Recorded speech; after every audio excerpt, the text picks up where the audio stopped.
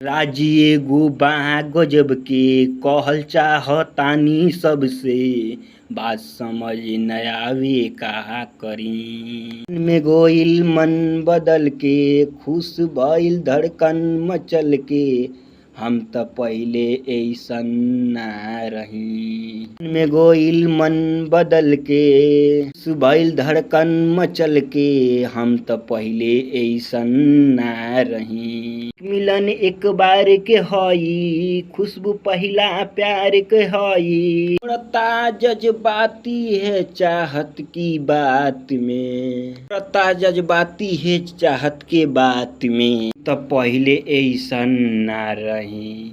एक मिलन एक बार के हई, खुशबू पहिला प्यार के हई। उमड़ता जज्बाती अब चाहत की बात में, कुट्ठी मोहब्बत ने अंगड़ाई ली, कुट्ठी मोहब्बत ने अंगड़ाई ली। दिल का सौदा हुआ चांदनी रात में, के नजर में कुछ ऐसा जादू किया, मैं तो लुट गई पहली मुलाकात में। ओ कुट्ठी उनके ध्यान में रही ना, याद कर कर के हसीना।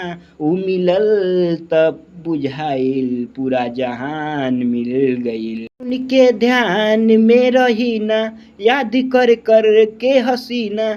जब मिलल तब बुझाइल कि जहान मिल गइल। नसीबी प्रीत के ह ई जमाना जीत के ह, उ मिलल त पूरा बेवफा मिल गई। नसीबी प्रीत के ह ई जमाना जीत के ह, जब सनेहिया के संगे ई जहां मिल गई। अब बानी कसम से भगवानों की करम से, अब तब बानी कसम से भगवानों की करम से।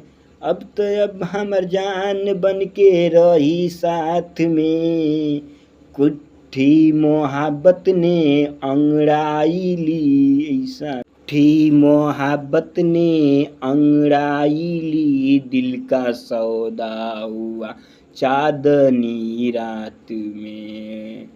ओ तेरी नजरों से तूने मुझे जादू किया, मैं तो लुट गई पहली मुलाकात में।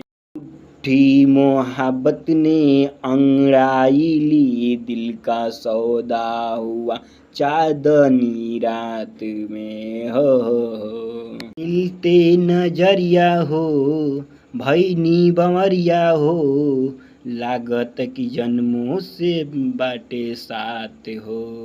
कुट्ठी मोहब्बत ने अंगड़ाई ली, दिल का सौदा हुआ ये चांदनी रात में। हो